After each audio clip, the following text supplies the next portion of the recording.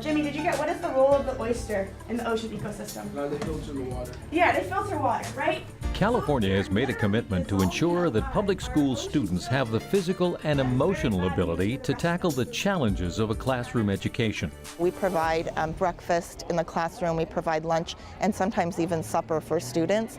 And a lot of times, again, this is the only meal that they might get in a day. And so it's really important that students have nutrition in order to be able to learn. Those challenges, however, must often be addressed with a different approach to resources in less affluent districts. The Merced City School District in the state's Central Valley is one of those. With poverty come limited experiences and opportunities, especially for our youngest students.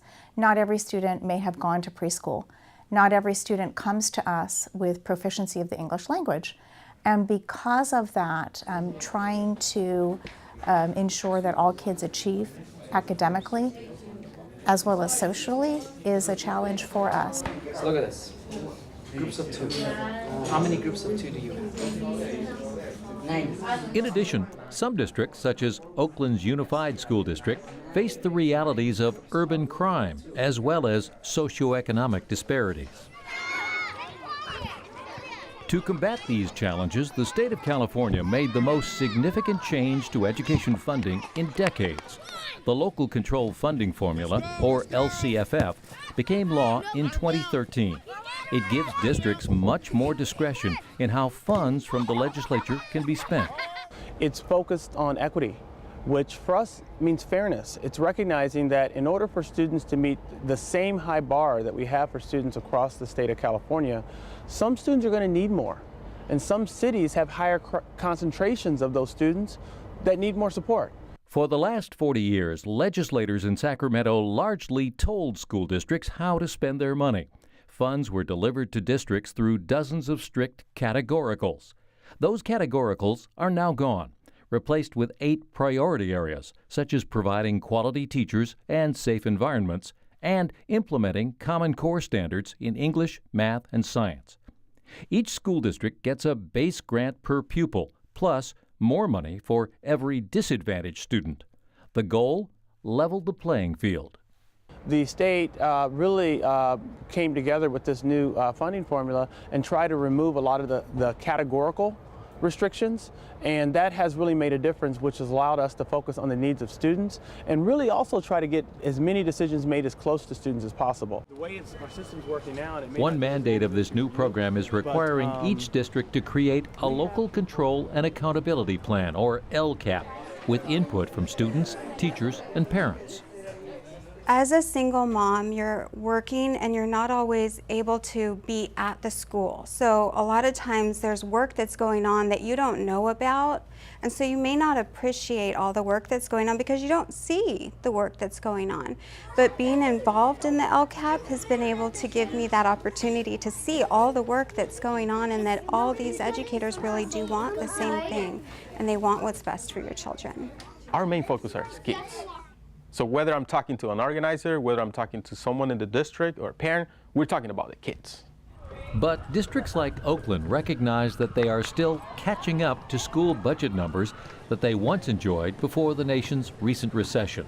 What it's done is it's actually brought us back to our funding levels that we were experiencing 4 or 5 years ago. So we haven't quite we're not quite receiving the same amount of funding that we once did, but we are, coming closer. To deal with all of these challenges, there is another aspect to the LCFF funding.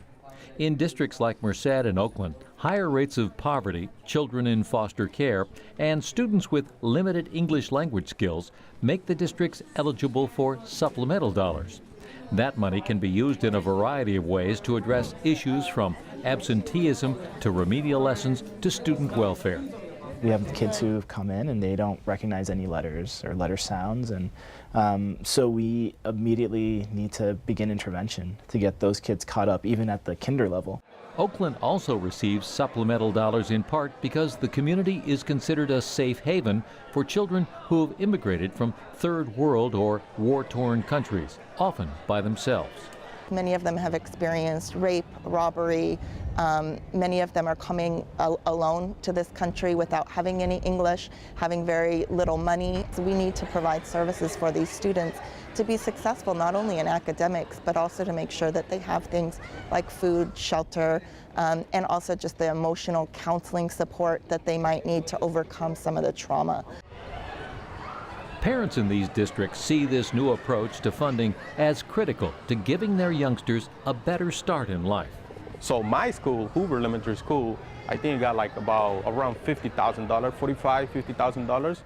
With that money, we're going to be able to buy more electronics devices like iPads. Did you say fully nomadic? The new funding formula affects every one of the 1,000 school districts in the state of California. And the ability to access those additional funds to tackle significant community issues means that districts like Merced and Oakland can help students receive a quality and equitable education. We're going to ensure that every child is going to be able to succeed. We have to provide the additional supports that are necessary to make that happen.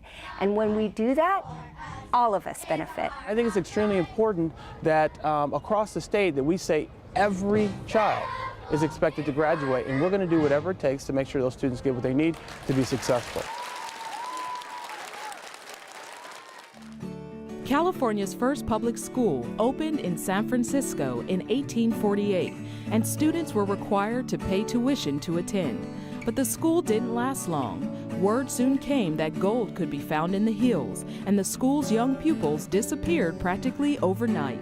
2 years later, another San Francisco school opened, but this time it was free. The school would become the basis for the first city school system in California.